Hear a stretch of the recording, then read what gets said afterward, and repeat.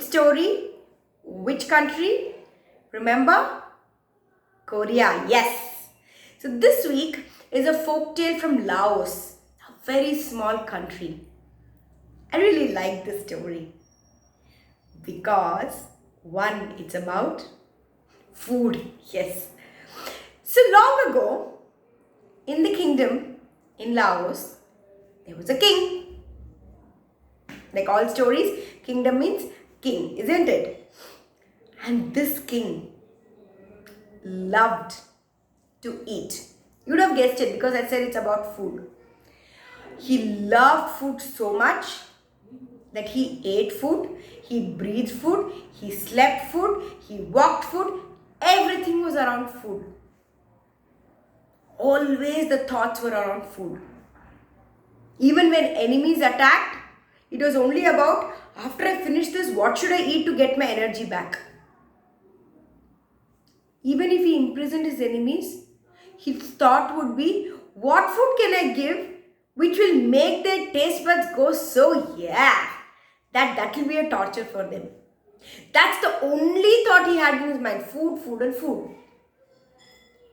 And every day was like a festival and a celebration in that kingdom. Everyone had to cook and had to eat because he loved food. Morning, by the time he finished his breakfast, he would ask, Chef, what's for my midday snack? By the time it was lunch, he would ask, what are you serving me with, tea or coffee today? Then dinner, and then supper before sleep, and then before sleeping, probably a glass of milk or whatever, milkshake or something the chef had to come out with. The chef also was really fed up. Every day, how do you cook up stuff? So after many years, it so happened that the dishes started to repeat. King was not happy. My taste buds are not feeling good. And if my taste buds don't feel good, my brain doesn't work. If my brain doesn't work, I cannot look after the kingdom well. If I don't look after the kingdom well, all of you are unhappy. If all of you are unhappy, I am unhappy. So it's a circle, you see. So he called all his ministers and told them, I think I need to do something. And I've already decided what it is. Come here. And he whispered to the small group of ministers what his plan was. And he said, set out. What do you think he would have told them? Go far and corner to the kingdom and find new recipes and come? The ministers won't know. They won't even know what is what ingredient. How will they remember everything even if they write down? And we don't even know whether they could write down then. That was not the thing. The chef was one or two. They could not take the chefs everywhere. So what had the king told? Well, he had told, go and announce in the kingdom. What? Listen. He said, the king has announced. Everyone around, listen to us. The king has announced something and we are here to tell you all. And what is it? The king says, bring your tastiest dish. Bring your tastiest dish. A piece of land will be yours. Bring your tastiest dish. A piece of land will be yours. This is what the king has said. All the men and the women at home stopped cooking. Why? Then how will they take it to the king? They started discussing. Do you think if we put this ingredient instead of that, will it be nice? Should we make something else? And they started cooking and the whole kingdom was smelling yummy. Yummy is not the word. And they started going to the kingdom. Every day the king would have like hundreds of different dishes to taste. Some dishes he would take, he would put it aside and look at them and said, what have you got? Some dishes, he would lick even the fingertips because it would be so tasty. But he would say, I've already eaten this. This is very, very native to our kingdom. I want something innovative. I want something new. I want that. I want this, was the king's demand. And everybody were really fed up. How do we satisfy this king? What should we do? And one day, there came an old man to the king. And he said, oh dear king, I think I know what you will like. And I can make that for you. Are you sure? Is it a sweet? Is it a savory dish? Is it bitter? Is it sour? Is it that taste? And the king had so many questions. And the old man very calmly said, King, wait. I cannot reveal anything about the dish for you because it is a surprise, and if I tell you what it is, then how will you relish it? Makes sense, huh? That's very good idea, huh? I'll wait for your dish. Are you getting it tomorrow for me? No. You choose the day. Well, tomorrow is fine. That's okay. I can ask everybody else to stop and let them not bring anything, and you can bring your dish. No. You don't get it, king. There is a condition that I have for you. And the condition is that I can serve my dish only after your tea in the evening. So that is around dinner time. That's okay. You bring around dinner time. From morning I'll eat something else. I can tell everybody else to cook for me. No, the condition doesn't end there. Till I get my dish, you should not have eaten anything from morning. What? You are going to make your king starve for the day? How dare you? That audacity you have?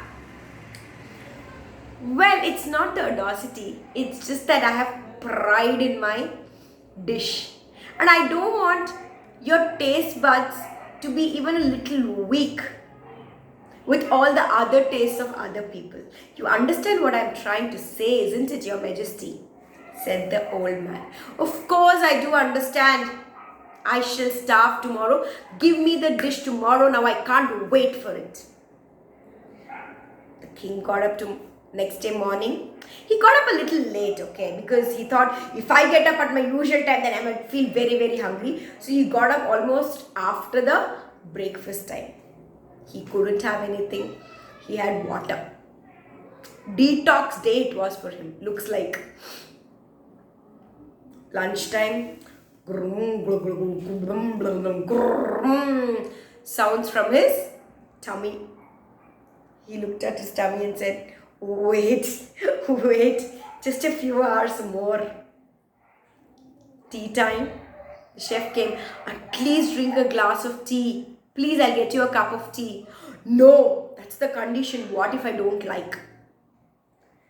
And everybody close to the old man's house were excited to see what he's gonna cook. They thought he must be preparing from morning. And what was the old man doing? He was lying down in front of his house in a hammock, just enjoying the sun and the day and the wind and the breeze. Aren't you cooking? Aren't you making any preparations for your dish? Everybody passing by kept asking, and the old man just smiled and swung in his hammock. Close to dinner time, the king asked the doors and the gates to be open so that even 1 second the old man didn't have to wait. By the time the sun set, the old man went and had a bath. Came to his kitchen, took a mud earthen pot, placed it on the stove or the fireplace, whatever he had, and made his dish. He smelled, and that smell only he could appreciate. The others outside were like, what? We're not getting any special smell. He said, don't worry, the king will love it. That's all matters. He took the earthen pot, covered it with a piece of cloth, tied it It was hot.